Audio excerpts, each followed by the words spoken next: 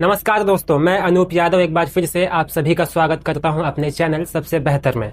बहुत बड़ी खबर निकल करके आई है कल, जिसमें अमित शाह ने सपा के सांसद, घोसी से सांसद जो राजीव राय हैं, उनको एक कॉल किया है। आपने उस कॉल को बहुत ही ध्यान से सुन लिया होगा। उसमें वो किस तरीके से बधाई देते हुए नजर आ रहे हैं। अगर यहाँ पर हम बात करें अमित शाह की, वो डाल हैं, तो सपा के जो सांसद हैं वो पात हैं। जैसे ही फोन आता है उन्होंने उसकी पूरी रिकॉर्डिंग कर ली, बाकायदा वीडियो बनाया और उसको सोशल मीडिया पर अपलोड कर दिया। अब इसके कई सारे जो मतलब कि इनका जो रिजल्ट है, अलग अलग तरीके से लोग अलग अलग तरीके से इसको देख रहे हैं। कि जैसा कि आप सब जानते हैं कि उपराष्ट्रपति का चुनाव है अभी, तो ऐसा कहा जा रहा है कि उपराष्ट्रपति के चुनाव में जो नायडू साहब हैं उनसे नहीं बन रही है, जो चाणक्य हैं भाजपा के अमित शाह जी की। तो इसको देखते हुए कहीं वोटें कम ना हो जाए, इसलिए जो सपा के सांसद हैं उनसे लगातार नजदीकियां वो बनाने में लगे हुए हैं। ऑपरेशन सिंदूर में जो डेलीगेशन गया था उसमें भी आपने देखा होगा कि जो राजीव राय है वो उसमें जाते हैं, और जो सपा के सांसद हैं या फिर समाजवादी पार्टी है उससे लगातार गृह मंत्री जो अमित शाह जी हैं लगातार उनसे नजदीकियां बनाने में लगे हुए हैं। एक तो अमित शाह का ये वाला इशारा भी माना जा रहा है कि जो उपराष्ट्रपति का चुनाव होने वाला है, और एक जो दूसरा है वो है यूपी की गद्दी। यूपी की जो सीएम की गद्दी है उस पे योगी आदित्यनाथ बैठे हुए हैं, और इसीलिए कहा जा रहा है कि जो गृह मंत्री जी हैं वो योगी आदित्यनाथ को गद्दी से हटाना चाहते हैं। क्योंकि जो प्रधानमंत्री पद का दावेदार है वो पीएम मोदी के बाद में वैसे तो गृह मंत्री अमित शाह जी हैं, लेकिन जिस तरीके से योगी आदित्यनाथ की लोकप्रियता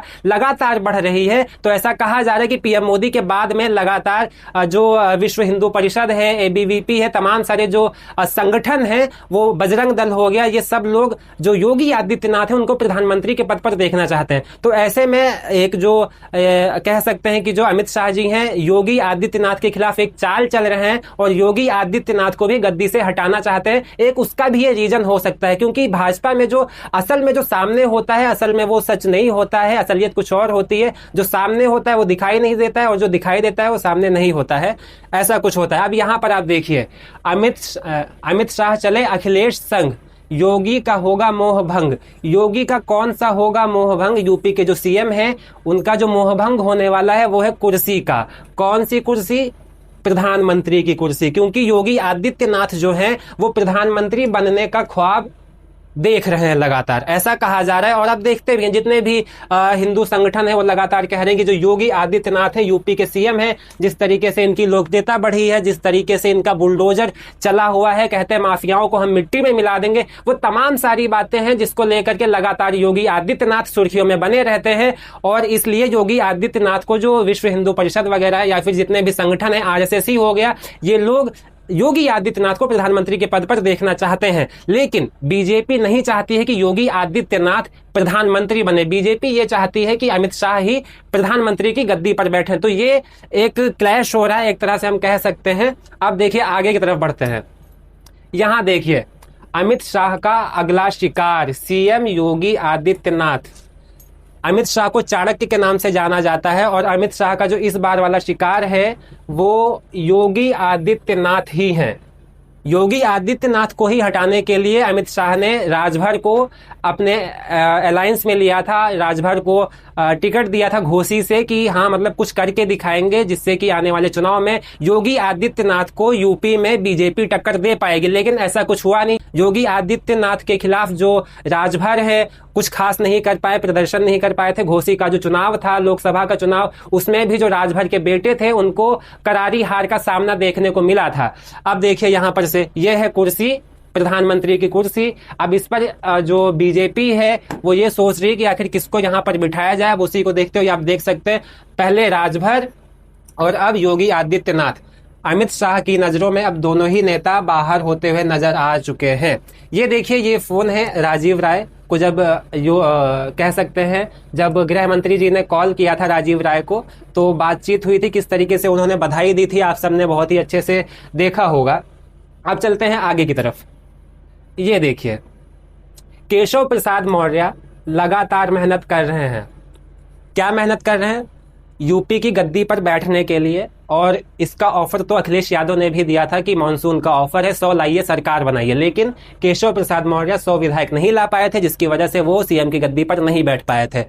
लगातार ये नजदीकियां बना रहे हैं। दिल्ली में जाते हैं, गृह मंत्री अमित शाह से मिलते हैं, पीएम मोदी से मिलते हैं, लगातार तस्वीरें वो सामने आती रहती हैं। अब जब ये मिलते हैं, जब केशव प्रसाद मौर्य अमित शाह से मिलते हैं या फिर प्रधानमंत्री मोदी से मिलते हैं, तो सीएम योगी जो हैं तिलमिला जाते हैं। फिर इसके बाद में उनको देख करके इनको भी मजबूरी में दिल्ली जाना ही पड़ता है। अब देखिए तमाम सारी चीज़ें हैं।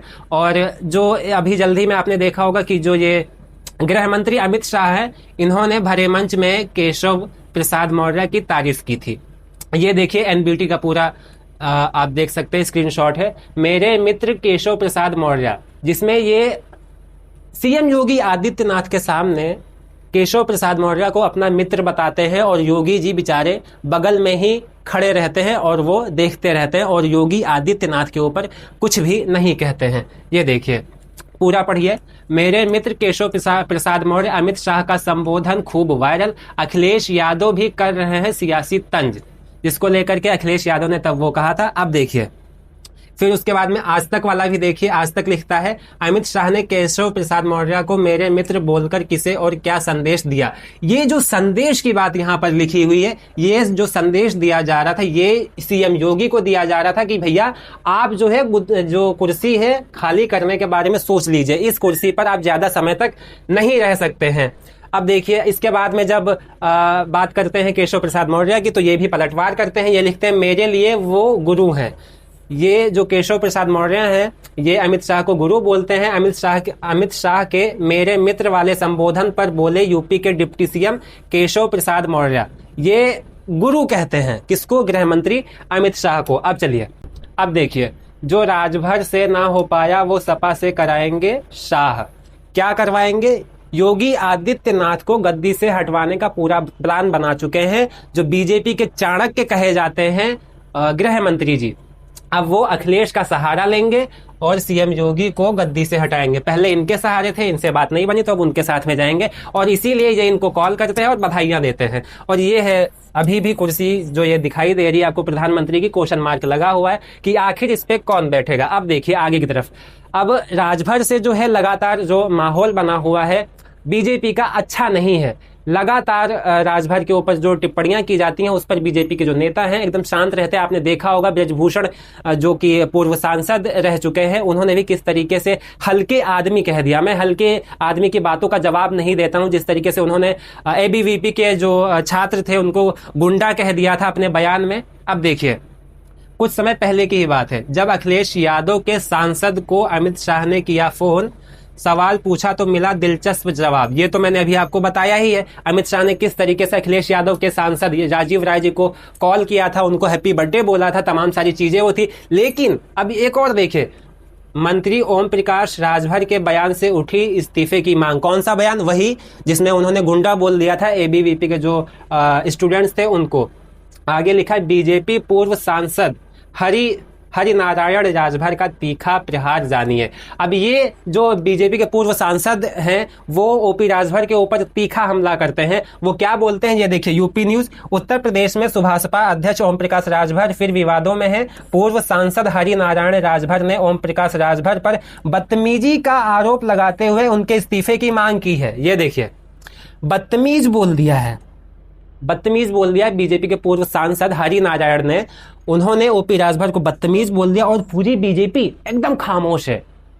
बीजेपी का कोई भी नेता कुछ नहीं कह रहा है, वो लगातार सुन रहे हैं। ओपी राजभर को बस लड्डू दे दिया गया है, उनको मंत्री बना दिया गया, मंत्री बन के वो बैठे हुए। फिर उसके बाद में लगातार उनका पुतला फूंक दिया जाता है, उनके ऊपर तमाम सारी बातें बोली जाती हैं। और आप तो जानते ही हैं विपक्ष तो लगातार उनके ऊपर हमलावर रहता ही है। और अब तो बीजेपी के ही नेता किस तरीके से ओपी राजभर के ऊपर लगातार एक से एक हमला करते हुए नजर आते हैं, एक से एक बातें बोलते हैं। अब तो कितनी क्या बात बोल दिया आप ये देखिए, शर्मनाक बात बोली है, बदतमीज कह दिया है ओपी राजभर को। उसके बावजूद बीजेपी का कोई भी नेता ओपी राजभर का पक्ष लेता हुआ नजर नहीं आ रहा है। अब आप इससे समझ सकते हैं कि ये कितनी बड़ी बात है। बीजेपी खुद ही अब राजभर के पक्ष में नहीं है। योगी आदित्यनाथ से तो उनकी पहले से नहीं बनती थी, अब तो अमित शाह से भी नहीं बन रही है। आप समझ सकते हैं कि ओपी राजभर ना घर के रहे ना घाट के, वही वाली उनकी हालत है। और अब ओपी राजभर का तो सिस्टम हो ही गया। अब है सीएम योगी आदित्यनाथ, इनकी भी हालत खराब करने में लगे हुए हैं। तो आने वाले चुनाव में अमित शाह अभी से रणनीति बनाने में लगे हुए हैं कि किस तरीके से योगी को गद्दी से हटाना है। तो ये जो फोन कॉल है, इसका एक इशारा ये हो सकता है, जिस तरीके से उन्होंने राजीव राय को कॉल किया, गृह मंत्री जी ने हैप्पी बर्थडे बोला, तमाम सारी बातें हुई, उन्होंने बताया कि ऑफिशियली मैं 56 ईयर का हो गया हूं, वैसे मैं 53 ईयर का हूं। तो ये तमाम सारी बातें हुई थी। फिर उसके बाद में वो जो कॉल है काफी ज्यादा सोशल मीडिया पर वायरल हुई है। फिलहाल आप इस पर क्या सोचते हैं, इस फोन कॉल के पीछे क्या वजह हो सकती है? अपनी राय कमेंट बॉक्स में जरूर दीजिएगा। इस वीडियो में इतना ही।